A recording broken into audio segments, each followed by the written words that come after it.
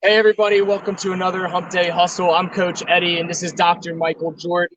And today we're going to go ahead and give you another workout, okay? So Wednesdays we do our Hump Day Hustles, we do our workout of the week. We're building upon our second benchmark series, which we started, I think, this is week three, Michael. So about 3 weeks ago, we did a series of carries, sprints, and bear holds with shoulder taps, and we did it as a 10-minute AMRAP, so as many rounds as possible. So we've did our test set, where we've done our test set about 3 weeks ago, and now the last week, this week, and the following week, the weeks to come, will be sort of a progression or focused specifically on improving that benchmark. So if you're curious as to what that benchmark is great for, if you are a service member or you're a first responder, that's a really great benchmark for you to be focusing on as it deals with carries, which are super important no matter what your job is. Okay. And even for spinal integrity and spinal health and for your health in general, carries are super important. Being able to get up and sprint, that's really hard. That's what you might see us referring to sometimes as resiliency, being able to get up and get into that action, okay? Get into that movement or that exercise. And then those bare shoulder taps, well, everybody knows that planks and push-ups are a staple, and pull-ups are a staple of different workouts, right? And especially of service-related workouts. So we did all three of those things, and now we're trying to prove upon it. And I would say that if you're out there doing this, I know I've gotten some feedback already, is that you're already seeing improvements to some things, which is really, really awesome. So today, we're going to go ahead and start off with our warm-up like normal. We're doing things a little bit differently. We've been typically doing one set as sort of a strength set, and then going into some sort of EMOM or AMRAP or something similar, something that really gets our heart rate up and gets us going. Today, we're doing things a little different. We're going to do 3 sets, okay? The first two are more strength related. All right, we're going to touch base on Michael's crunches that he posted about on Monday. And we're going to touch base on those during our set 1 and set 2. And then set 3 is going to be most similar to what our benchmark was 3 weeks ago. Michael, do you have anything to add before we go ahead and start? I'm ready to go. All right, cool. So we're going to start with 1 minute and or 20 reps per exercise. Now, if you're doing something that is one limb at a time, you're going to do 10 reps on each arm. So the first thing we're going to start with is the dead bug hold. Okay, we're only using our nasal inhale on this. That means breathing in through our nose, breathing deep into our diaphragm, okay? We're making sure we use our diaphragm. If you have no idea what your diaphragm is and you're like, I think that's just a singer thing, you're wrong, okay? The diaphragm is a really important muscle. It's sort of this umbrella-shaped muscle that goes right below our rib cage. And so we have to work on utilizing this, one, to get a full breath, but two, so that we're not leaving out pieces of our core, okay? So think about your core as a house. You don't want to be leaving out a wall to the house. Otherwise, it's not going to stand for very long. So dead bug holds, we're going to do these for about a minute, breathing in through our nose, out through our mouth. Michael might give you some coaching and tips and feedback as we go along. As you might be able to notice, my voice is going. So if I keep this up, it's going to be gone before the end of the day. So let's go ahead and get into 1 minute of dead bug holds.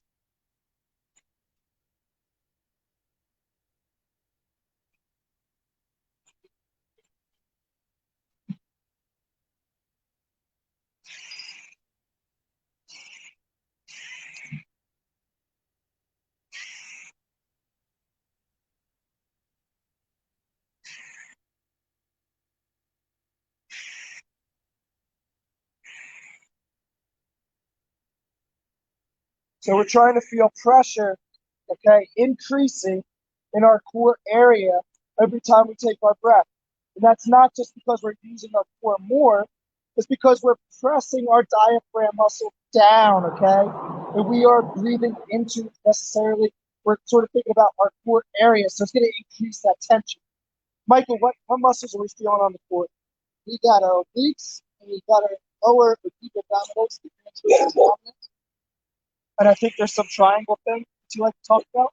We have the triangle as a point of emphasis on where you might feel it. So it's just kind of between your hip bones and your belly button, and then your pubic bone right in the middle of the pelvis. Right. I try to track that. When I'm in the dead bug position, I'm also grabbing my rib cage. I'm trying to bring that down too. Awesome. So our next exercise is heel drop. And if you were listening to Michael, as you do the heel drop, be thinking about those low abs as low as your obliques. You might be able to find both of those sets of muscles here. We're doing 10 per side, so nice and slow.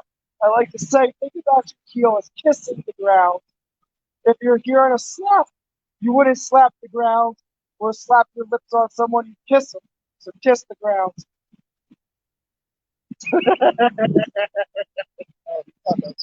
I did. I thought that was hilarious. My clients don't always think it's the funniest thing. When you're done with 10 per side, we're going to move into the bear position, which is essentially the same thing as we were in on the dead bug, except now we are on our hands and our toes. Our knees are directly underneath our hips, as you'll be able to see Michael doing this better, but his knees will be underneath his hips, and his hands and elbows are stacked underneath his shoulders. That's a really important position to be in, okay? And then the next thing is you're going to come up about 2 to 3 inches off the ground with your knees. Hold this position for a minute. Breathe in through your nose, out through your mouth. Focus on some of the same muscle groups we've already been talking about today.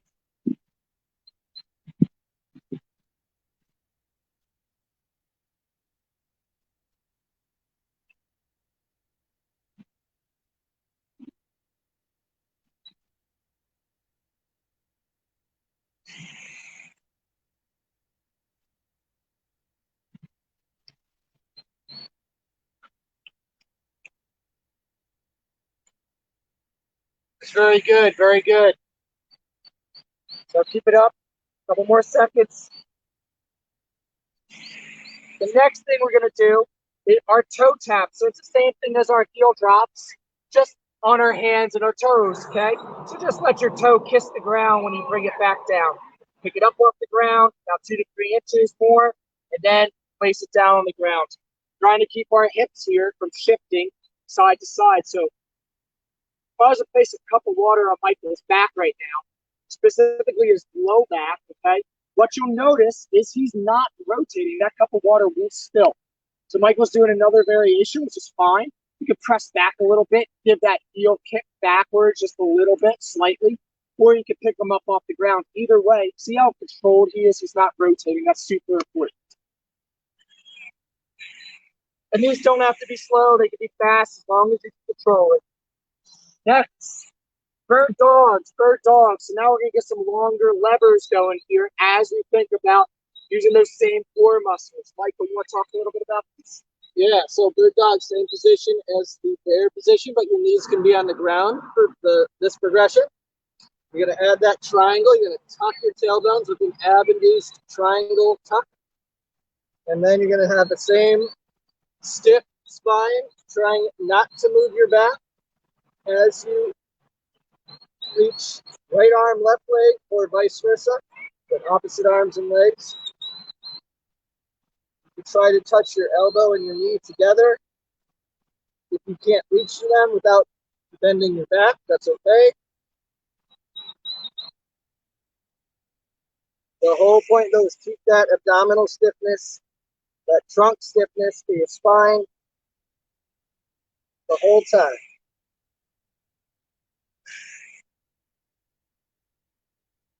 The back end of that kick, you might feel your glutes clenched tight.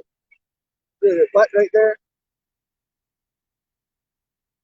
Nice and smooth. Good job. Next, we have just 10. We have 20 glute bridges, and then we have some shoulder work. And we're going to get right into it. So 20 glute bridges here. Common mistakes are people use their lower back to raise their hips. We don't want to use our lower back. We want to think about that triangle again, like Michael's talking about, and squeeze our butt. Okay? Use your booty on these. Don't use your back.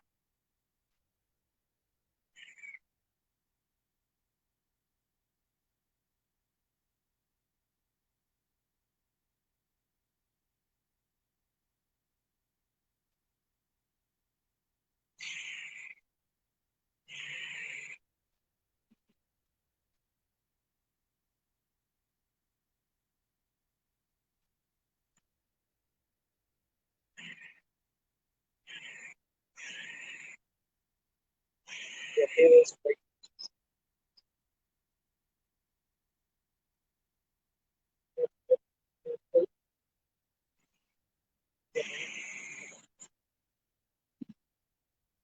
So guys, we have two exercises left in warm up. One of them's a halo and one of them's a break dancer.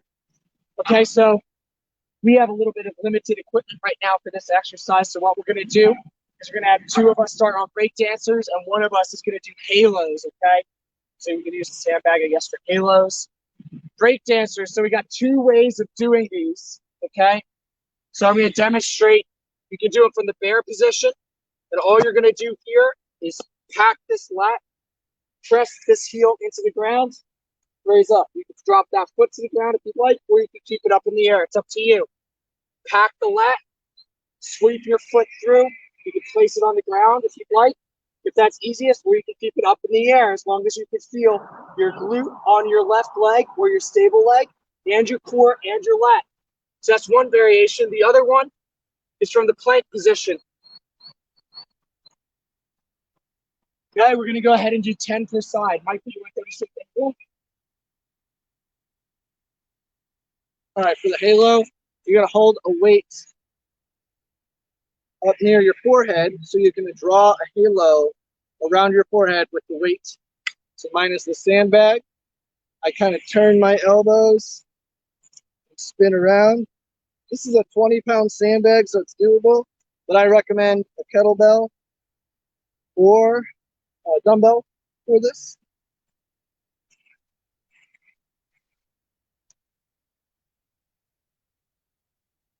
We're going to do 10 on each side again. Other direction. Point of this is to get those shoulders loaded and rotating around.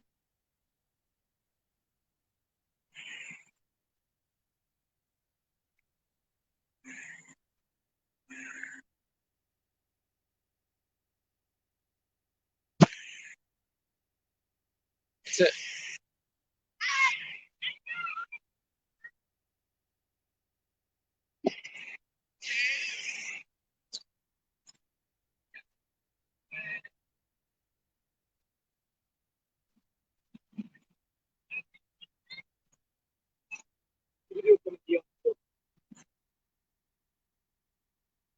So let's say you have an awkward object, or an object that's a little heavier than you like to use for these halos. Feel free to do these from a kneeling or a half kneeling. Half kneeling is just one knee down, the other knee up.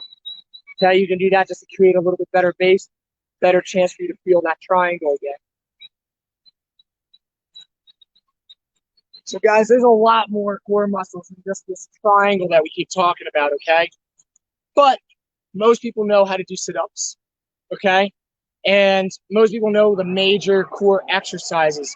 This triangle, though, that we keep talking about is really focusing on sort of the forgotten parts that make our core solid, both aesthetically and functionally, okay?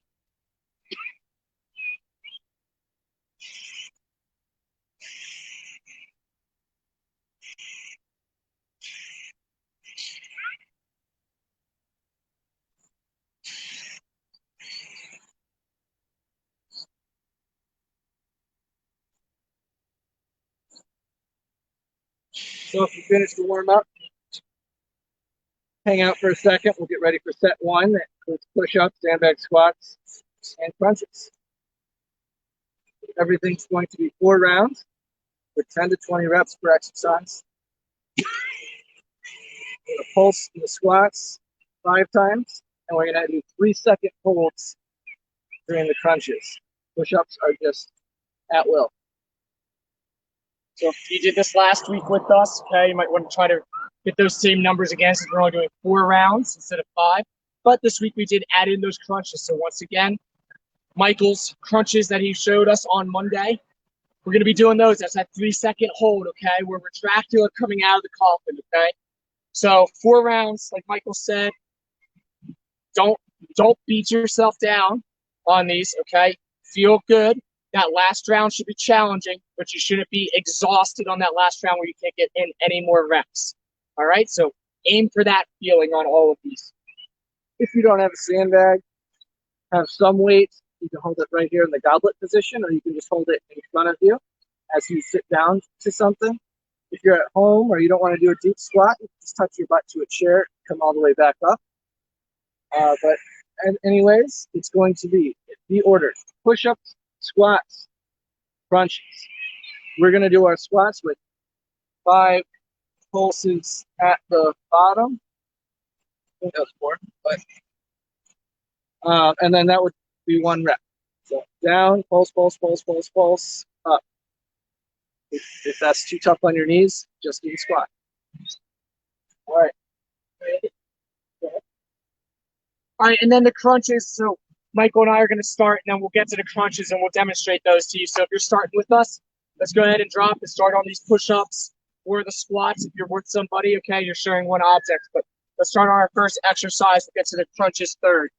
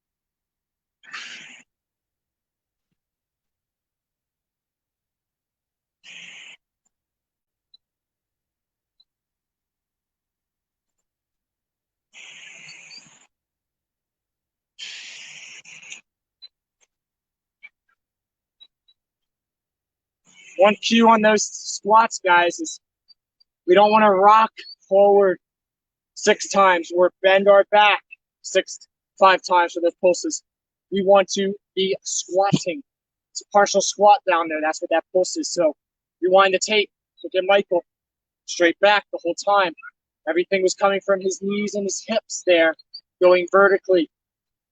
Yeah, I'll try to, if I see my view from the side, I would try to keep my shins and my upper body as parallel as possible.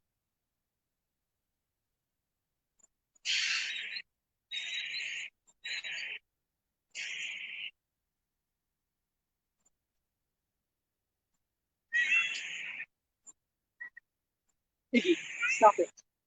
Relax.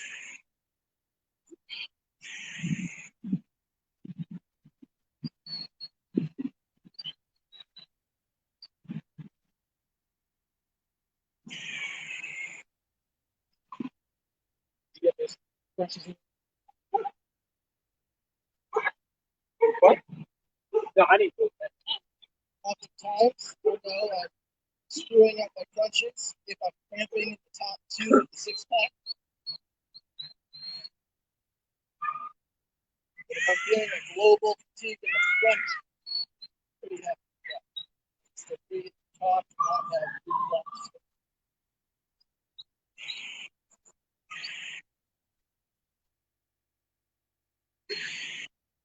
A lot of times I'll make my patients clients say 1, 2, 3, 4, 5. I can hear a voice coming out.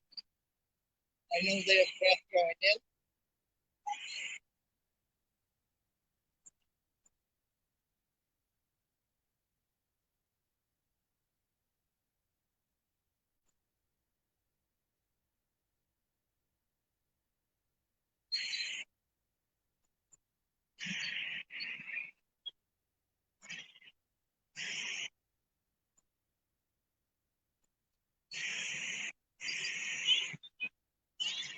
All right.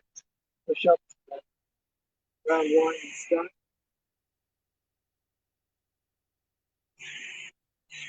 All right.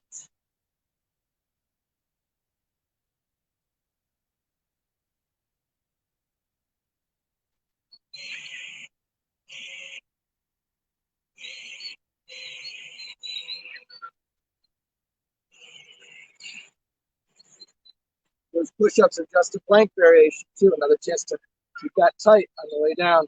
Trying not to arch your back. Also an alternative. So Talking about 6-point stance on push-ups. Okay, so get into the plank. Drop your knees. Don't pull your knees in. Just drop your knees. 6 points. Hands, knees, and feet. Now you're going to perform a push-up the same way. You can still focus on that core, that triangle, okay? Down, up, all right? So still straight back, around 45 degrees, all right, while you're pushing. So Michael here, he talked about his shins and his back being about parallel to each other, okay? You notice that angle. It's about as parallel as it's going to get. That's a really good way to look at yourself and realize whether you're doing these pulses the right way or squatting the right way. Now, everybody's not going to squat the same exact way. Okay, there's many different ways to squat. But for Michael, this is what he focuses on. And for him, he's going to tell you that he knows he's in the right spot because he could feel the right muscles working. So less about what it looks like, more about what it feels like, okay?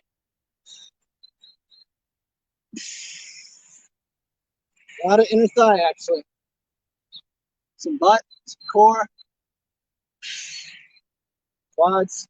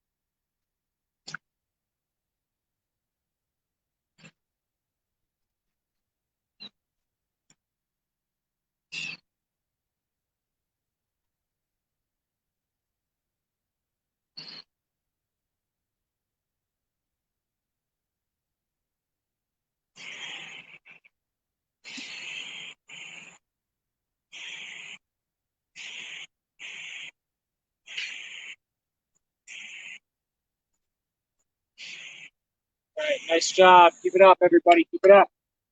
Michael and I are finishing up round 2. And I'd say we're both feeling a burn, but we can keep going.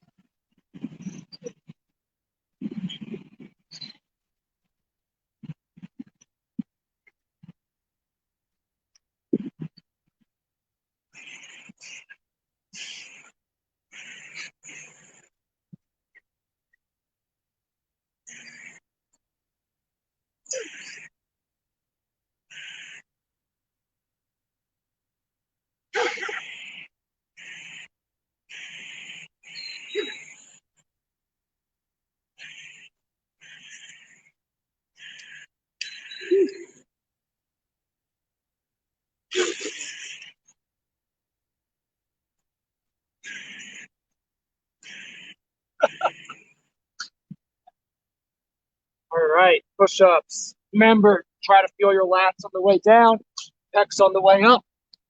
Most likely going to feel your triceps anyway. Keep your core strong. Move your body in one unit. Progress from an incline to flat. Okay, so we all started somewhere. Okay, I know I started doing push-ups on an incline. No shame in that, okay?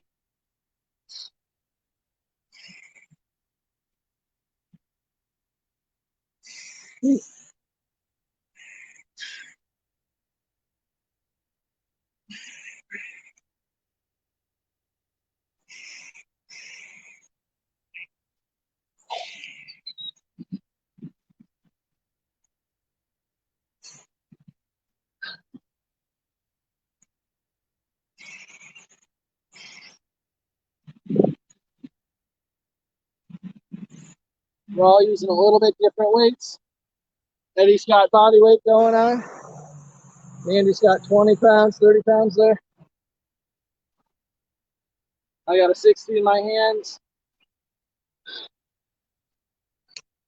Maybe one day Eddie and I will be man enough to do the 100. Not today. Not today. Not today.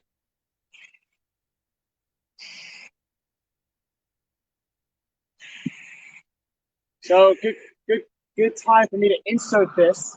You're following this. And you're like, well, what do I do the rest of the week as my workouts? I want to get better at the benchmark. Guys, girls, ladies, gentlemen, whoever, that's where Michael and I come in, okay? So, these benchmark workouts once a week are really great. They're free workouts, right? But they're only going to get you so far. So Michael and I do our own training. Mandy does her own training every other day of the week, okay? The training does incorporate recovery, okay? We take recovery days, okay? We train our bodies to be able to heal and recover so we can have really good workouts. So if you're thinking like, well, what do I do on the other days?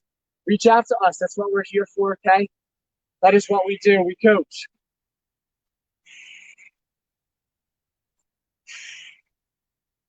I read this in a book. It's a study though how much people really have to work out. And how much, Michael? Pretty so they did a study between 0, 30, and 60 minutes. And what they found, 0 didn't gain or lose anything. Yeah. The 30 lost maybe 13% body weight. The 60 lost 14% body weight. So That's only not that big of a difference. So only 1% difference between working out for 30 or 60 minutes. And I believe it was 3 times a day for 13 weeks. Okay. The only thing they were instructed to do was get their heart rate up to 75% of their max 3 times in their workouts per workout. So what that tells you is there's a law of diminishing returns. Absolutely. And so if anyone's been on this yo-yo dieting or exercise, then you've tried really hard, you've done the all or nothing mentality. Well, you got to have some strategic planning to it too, so you don't burn out. And you don't do more work when it's not bringing the returns that you want. Absolutely. So the guidelines were, if you work out 15 minutes a day, you'll be healthy and have a long, full life. If you work out 30 minutes a day, you'll be fit. You'll improve how you look. You'll improve your performance. And then 60 to 90 minutes per day is the absolute max of benefits. But once again, they're not that much more. Especially if you're not a professional athlete performing at collegiate D1 levels. Well, you don't need that. Also take into account, guys, too, what you do for work. Some of you might start new jobs, have jobs that have in-service training that's very physically taxing. I've had a lot of in-service training this week. I've been working out about 3.5 hours, 4 hours a day. I have tanked. In all honesty, that's the reason why I'm doing a very restricted and alternative set right now, okay, because I want to be with you guys. But you have to listen to your body, and you have to take these other things into account that are going to wear on you, okay? So if you have a week coming up where you're going to be pulling doubles, okay, or you're going to be going into the field and rucking around for a couple weeks, right? Maybe you don't need to be worrying about getting those crazy workouts in afterward. You get that 15-minute workout in, okay? Or you don't even need to really get it in, too, if it means that's going to wear you down to the point where you might get sick or injured. So really listen to your body, but it's really great that Michael shared that, because you don't have to go all-star level, okay, to get great results.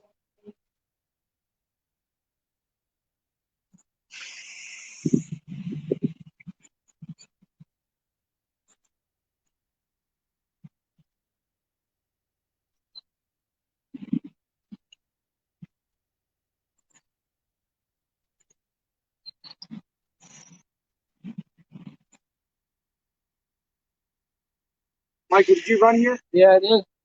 How far did you run? Just about a mile. A little more. Feel good for a warm up? It's a big hill of a run. So it felt how it should have felt.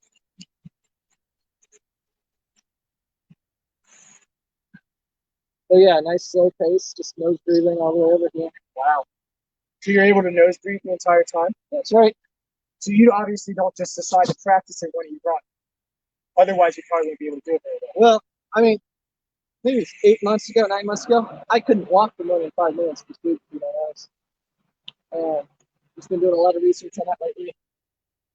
And I built up to being able to run 2 hours just through my nose at a 10 to 11 minute pace. It's impressive. So it's a skill. If you breathed into your mouth, do you think you could have gone that 2 hours? Yes, totally. I think if I breathe through my mouth, my heart rate might have been a little bit higher. I think that I wouldn't have had as much oxygen within the blood flow to my peripheral muscles, limbs. Um, and you know, there's some scientists claiming that we have good filtration through our nose, which would help, you know, clear out the air for germs and everything. So really topical with coronavirus going on right now. I feel like nose breathers in general are going to have less comorbidities, and they're going to be able to use that breathing system because it's a definite indicator of fitness. You heard it here first, folks. That's what a study proves. Goes back to Michael Jordan said it. A tertiary source. Tertiary source. Heard it on Hump Day Hustle. All right, y'all. So next set, when Michael's finishing those up, okay, I'm going to start talking. So 4 more sets, okay, 10 to 20 reps per exercise. You're going to do lat pull downs. You can do both arms together, okay, or you can do one arm at a time. But you're going to do 5 pulses at the bottom. So get to that bottom, you get the lat, pulse up just a little bit, okay? Create some extra tension there. Think about pulsing in that lat, all right? And then recover. 1, okay? So look like this. 1, okay?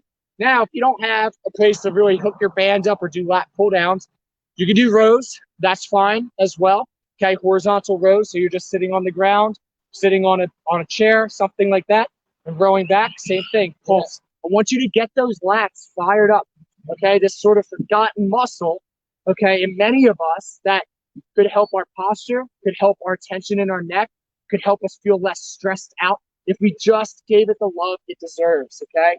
So that's exercise number 1. Exercise number 2 is split squats. So all split squats is, most people think it's a lunge, but it's not. We're just going to start with our knees in about 90 degrees, okay? So this is the starting position. This is the up position. If you notice, my shin is about vertical. I feel my hamstring and my butt working a lot here. I don't feel my quad, okay? Now I'll show you why you would feel your quad. Is if you're pressing back, you might feel it, or if you're just trying to stand up straight, probably going to feel that quad. See how unstable I am? So drive that heel down into the ground, keep your foot firmly planted, and squeeze your glute to stand up. Hamstring, glute, okay? So split squats, and the last exercise are suitcase crunches. All right, Manny, why you gotta say you love suitcase crunches? So you might know them as the rower. So Google the rower YouTube, okay, and you'll find these on there as well. All right, so Manny's gonna start with her hands over her head, and then she's gonna come up into a crunch. Good. See how her knees are about parallel with her shoulders? That's good. And go down. Now you don't have to hold it, okay? But this is more advanced, okay? We're trying to feel those same muscles, but we're going to get a little bit more six-pack here. But we're going to get oblique still. We can get lower abs still, but we're going to get a little bit more six-pack, so that's okay. So 10 to 20 reps of each exercise for 4 rounds. Michael Jordan might give some more cues and comments as we go along, but I'm going to stop talking for a couple minutes and get to work. All right, so just a little tip on those rows. Palms up. The palms up pulling together will get those lats working a lot harder. On the split squats, if you have a balance issue, you can hold on to something don't cheat. Don't just grab on. Use your fingertips just so that you don't wobble over, because we want a nice inline, narrow stance for that. On those suitcase crunches, Eddie said, of course, those are really difficult. So if that's too hard for you to do, like Mandy showed us, you can keep one foot on the ground and crunch up the other leg so that you have something to push into. Or you can do another round of crunches. Just do extra crunches. It'll hit the similar muscle group if you can't do the full curl up that we're showing. All right, here we go.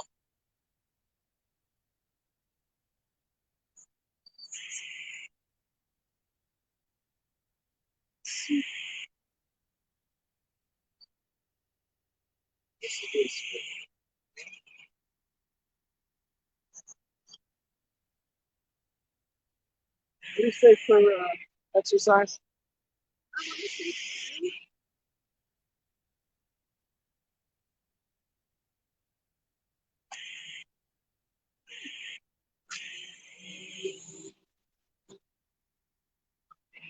That balance.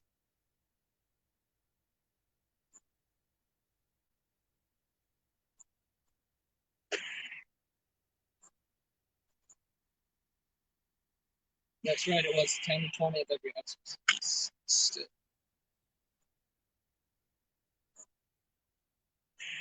All right, let's see.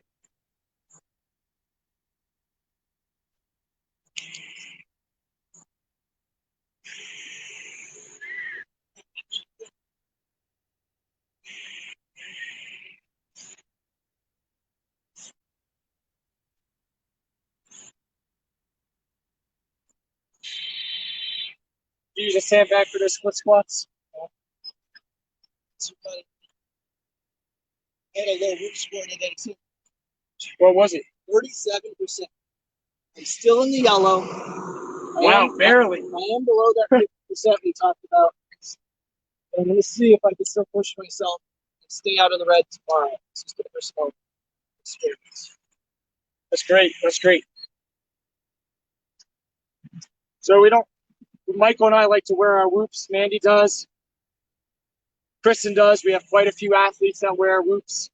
And it helps us to monitor heart rate, sleeping, recovery, how essentially what we use it for is to monitor behavioral changes, like the physiological changes to different behaviors. So harder workouts, different heart rate zone usage during a workout, how somebody's sleeping, changes we're making to your routine, maybe changes we're making to your diet. Okay. So we can see everything from the amount of time you're awake during the night, light sleep, deep sleep. We can see active heart rate, resting heart rate variability, HRV. We see all these different things, and we get a very good understanding about what we're doing to train ourselves, but to train other people. And so the score essentially is saying how recovered you are out of 100, okay? So based on your heart rate, your HRV, and your sleep. So a green score would mean, hey, look it, you're really, really ready to go. A yellow score says, hey, something was going on. You're a little worn down. Maybe you're not completely recovered. And the red score is like, whoa, maybe you had a really tough workout, a really tough day, really poor sleep. Something seriously happened to affect the way your body is recovering. And so a green, a yellow, and a red doesn't mean it's a great time to work out or not a great day to work out, as in you should take a day off or make sure you work out today. It simply just helps understand the way your body is responding to the things that you're doing.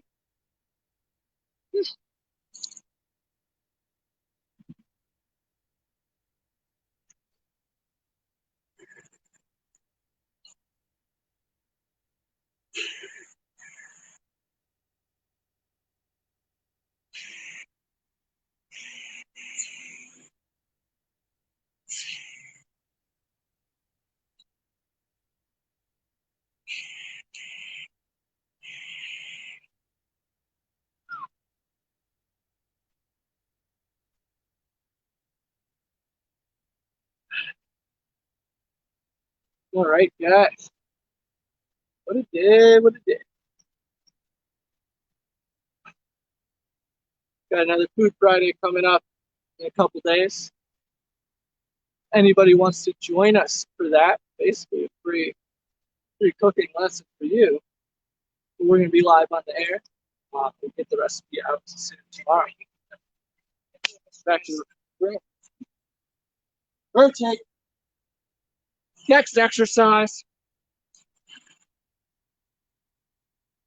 All right, so over the last 6 months or so, I've worn my Whoop, and what I've learned is that my sleep dramatically dictates my ability to have good workouts, build more strength, run harder, run longer, run faster, be in a better mood. Okay?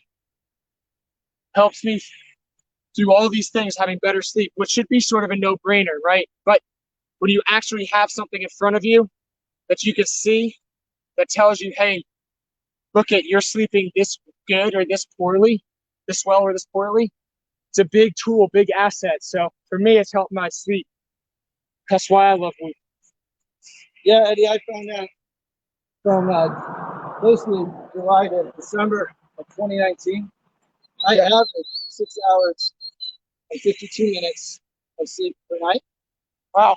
Which, if that's my average, what were my bad days, right? Yeah. Probably below 6. Absolutely, right? Yeah. So, Michael and I are not necessarily going to tell anybody that you have to have 8 hours of sleep a night. But that's 6 hours and 52-minute average. Oy, oy, yikes. Totally. And big plan that. Yeah, I'll get on live later to talk more about it. But from December to now, basically we're in July again. I dropped 8% body fat from 16 to 8. And I wouldn't have had that energy, that willpower, discipline, if I didn't have that flirting with 8 hours of sleep per night.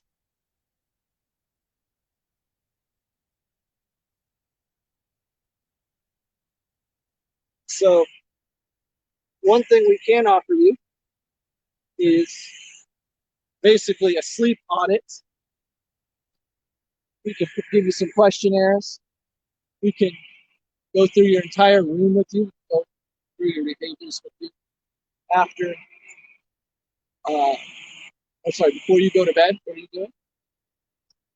We could talk about supplements, what might help you sleep. We can talk about, is there a role in your diet or your anxiety if that's bothering your sleep? But it's pretty comprehensive. So if you're having any sleep issues, that falls under our umbrella of recovery. Back to my rows. All right, so I'm working on round 3 here. Oh. Michael and I had to place the anchor point for the band further away. So that's why we keep switching on and off.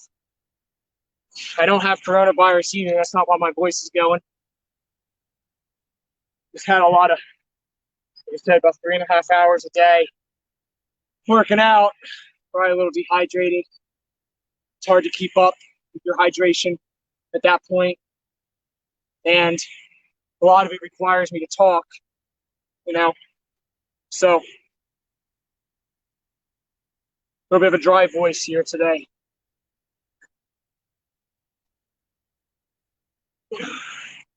Woo! I am going to finish up round 3 with my crunches.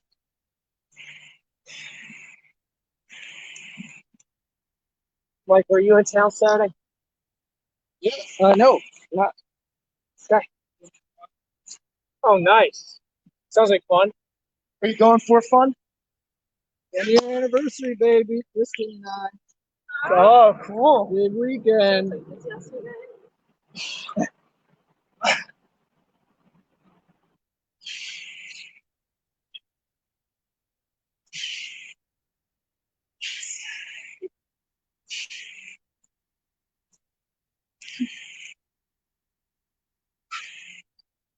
You guys flying out Friday? Nah, it's Saturday. Don't want to pay 2 nights for the hotel, right?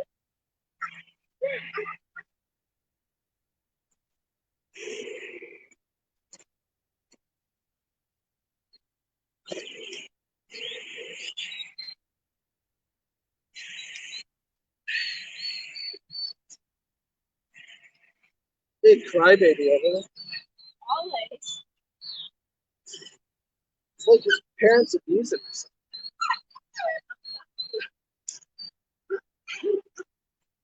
Yeah. Poor Iggy and Madison have to wait over here while they watch all the dogs play at the dog park. It's so mean.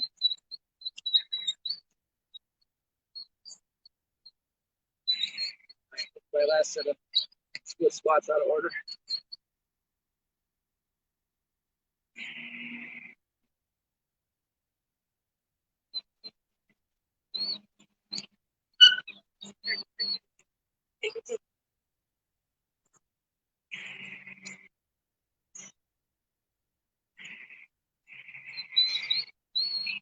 Mike, let me go through these. Gotcha.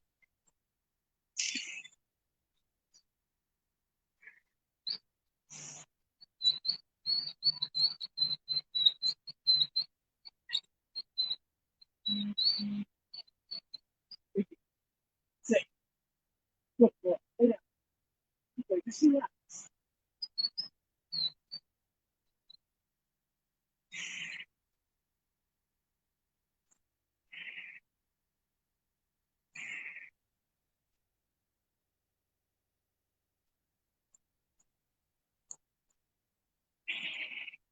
So you'll notice sometimes when I come up with my split squats, I raise my back foot up off the ground, about an inch or two, sort of just a cue to myself, an internal cue, okay? Or I guess external cue to myself that I'm not using that back leg to press up. I really am driving up through that front leg. So if you're stuck somewhere between split squats, Bulgarian split squats, okay, good idea. Start picking that back foot up sometimes on those split squats, getting that sensation of what it means not to use that back leg to press up, but to mostly focus on that front leg, okay, being that single leg stance sort of position, okay? Even though Bulgarian split squats, your back leg is up, your back leg is mostly supported, okay? Or a single leg squat, okay? It's a good thing. Do your split squats. Try to lift that back leg up a little bit just to get comfortable being balanced, okay? Being on one leg. All right, I'm going to finish up my suitcase punches. Yeah, 11 minutes to the hour. Yep. Well, already talking about that. I'll bring up set number 3. Guys, this is it. Light at the end of the tunnel. Fourth quarter. We've got 10 minutes, every minute on the minute. You're going to do a 25-meter sprint. Once you get there, you're going to pick up a heavy weight. You're doing it. It's an alternating, guys. This is an alternating EMOM, okay? So you're doing a 25-meter sprint. You're going to walk back, finish up that minute, okay? Recover, rest. Then pick up your heavy object, and you're going to march. You can march in place. You can walk around with it for 45 seconds. That means you have 15 seconds then to recover before you get to your sprint. A minute is a very long time, especially when you're only sprinting 25 meters. So, Michael, what does that mean about that 25 meters? Go really fast. Go really fast, okay? Max effort. Max effort. So it sounds like in 10 minutes, we'll do 5 sprints and 5 walks. That's exactly right. Yep. All right. Let's just get comfortable sprinting, okay? This is that resiliency. It's the end of the set, okay? This workout's going to take probably like an hour and 5 minutes, okay? So we're almost there. We're 15 minutes away, and the last 5 minutes is all recovery, all right? These sprints, everything you have, okay? This is as fast as you possibly can. Build resiliency. Don't quit on these. Don't quit. All right. So go ahead and pull up your clock app on your phones. Get those clocks set. All right. We are going to start in 15 seconds. 15 seconds. Ready? All right. I'm going to show you this in case you're still trying to figure out what exactly it means. All right. We got 8, 7, Guys, I think 25 meters is about that tree right there that looks like a Y. It's going to go there. So just perfect. Just put the things. Okay, go.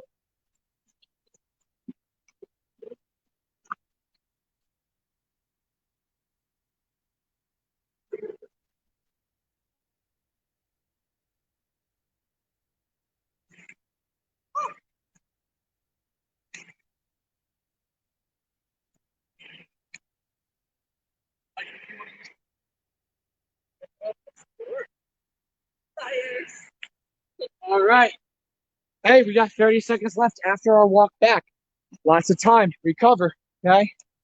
Max, max, max, max effort on those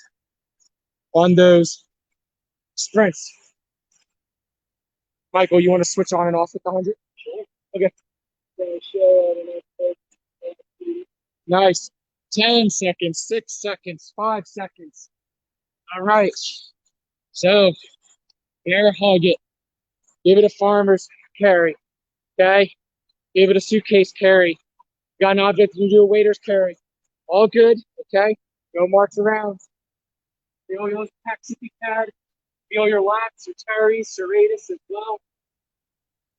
Find your core. Pushing that triangle right into this 100-pound bag. It's not on my diaphragm. It's not on my rib cage. It's not on my belly button. That's why I can still cross through and not get reflex.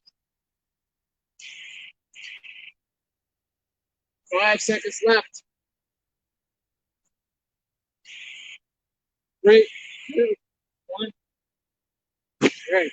All right, 10 seconds until our sprint. Another max effort sprint here, everybody. 5, 3.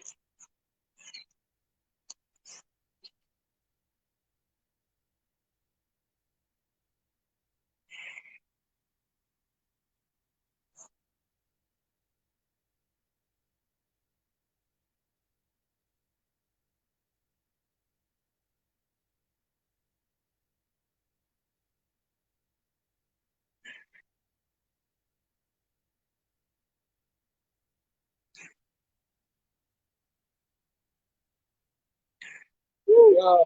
7 to go.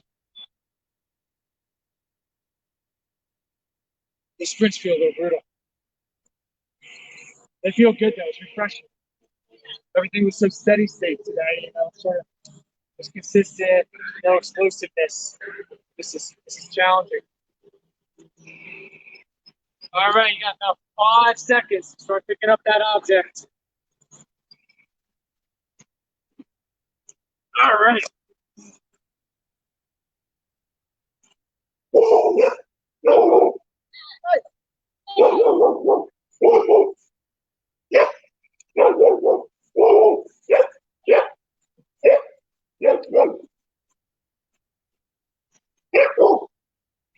The dogs don't really like scooters.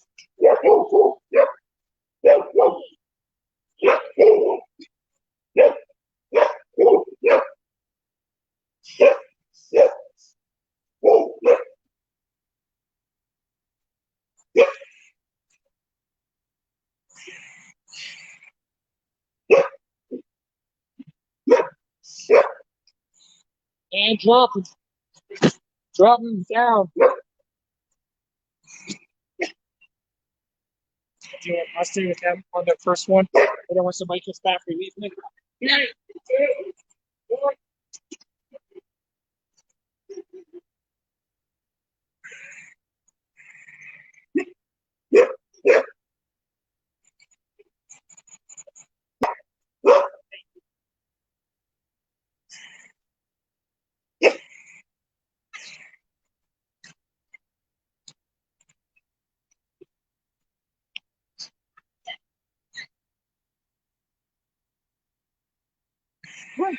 What happened to the mailman being the dog's worst enemy? Yeah, kids on scooters. Poor kids. All right, we got 20 seconds to the next carry. Great work. Come on, keep it up, people.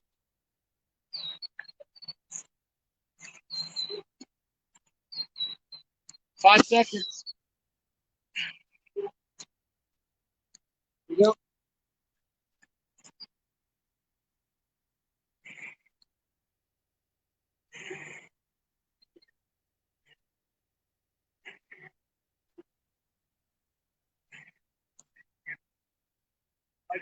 Yeah.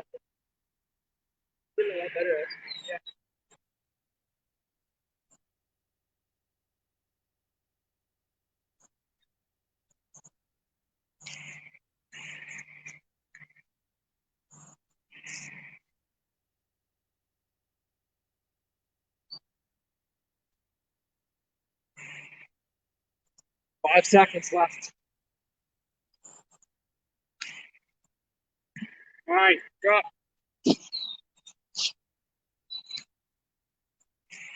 All right, sprint number 4. Sprint number 4, and then the cool down, guys. Cool down is in sight. Go.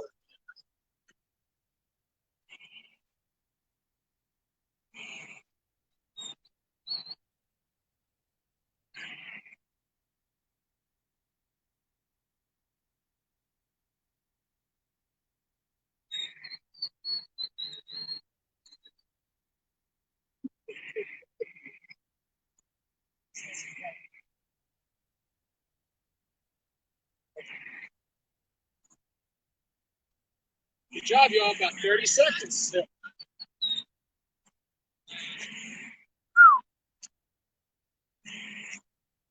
Even though these are small bursts, they're pretty taxing on the body, especially if you're not used to sprints. A lot of people will tell me they start getting sore in their groin after sprints. So look out for that tomorrow, and just don't pull anything extra if you're not used to doing the sprints. 5 seconds.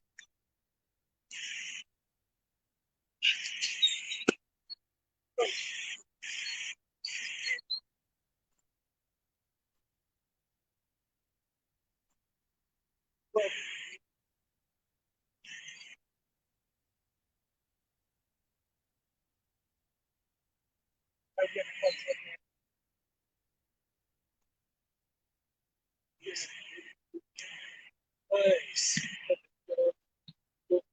You come back.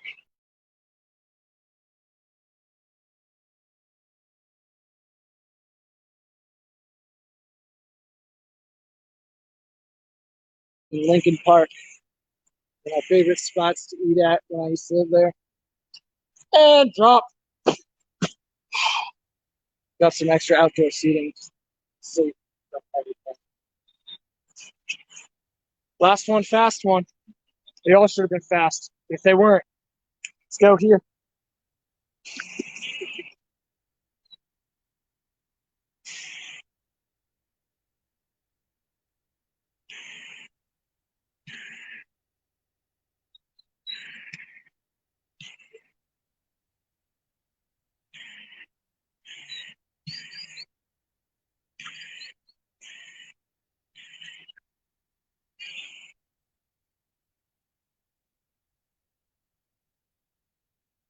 All right, now it's super easy for us to say, oh, well, we just got to carry.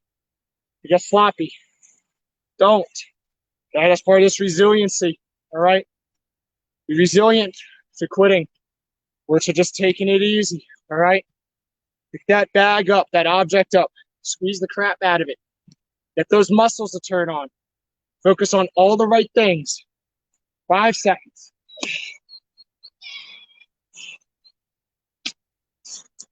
Building resilient bodies, resilient athletes. Pick it up. What kind of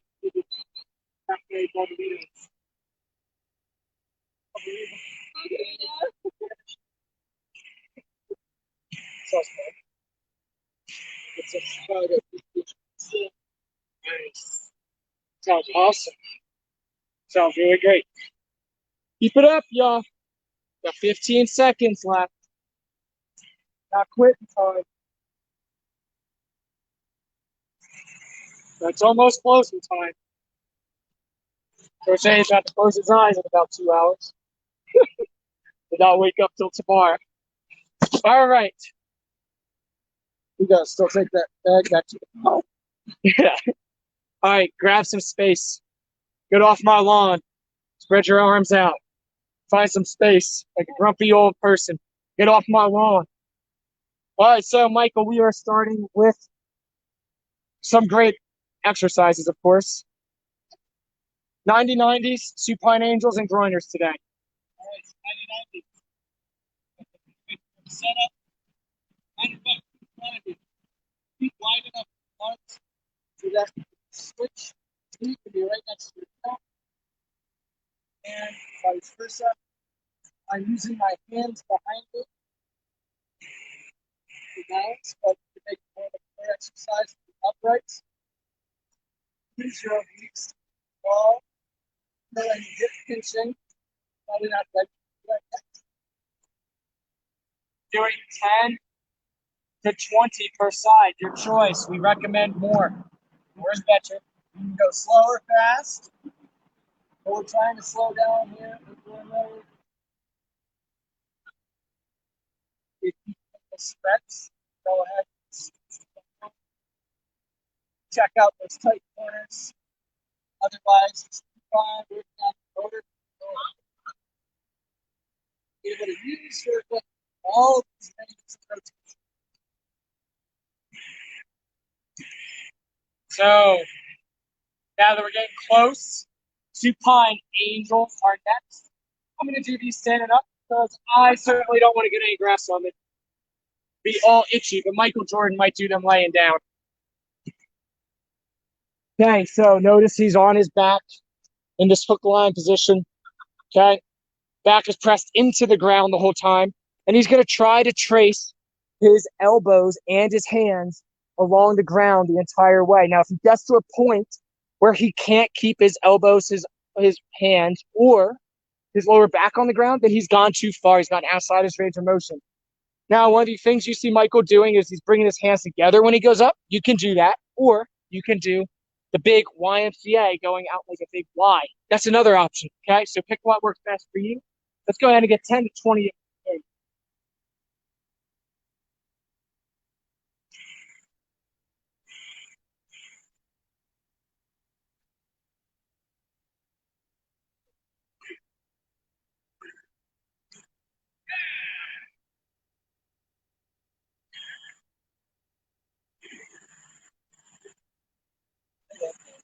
Yeah.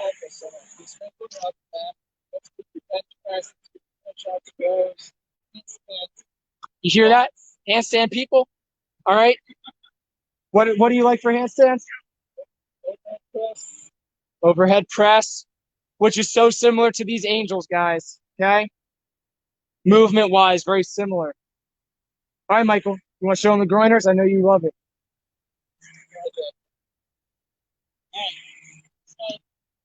Standing position, out, inside, twist up, twist down. Turn it all around. All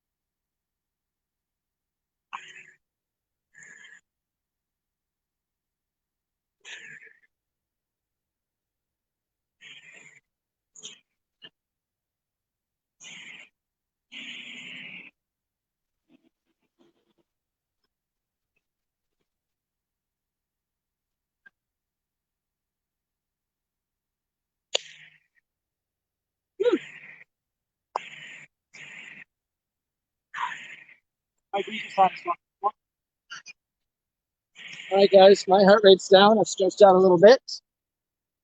That was our workout Wednesday. Feel free to repeat this later if you didn't get to join us live tonight. Once again, check us out for Food Friday. We'll be doing something before we go on our trip to Chicago. We'll get that recipe out soon. Join us. It's fun.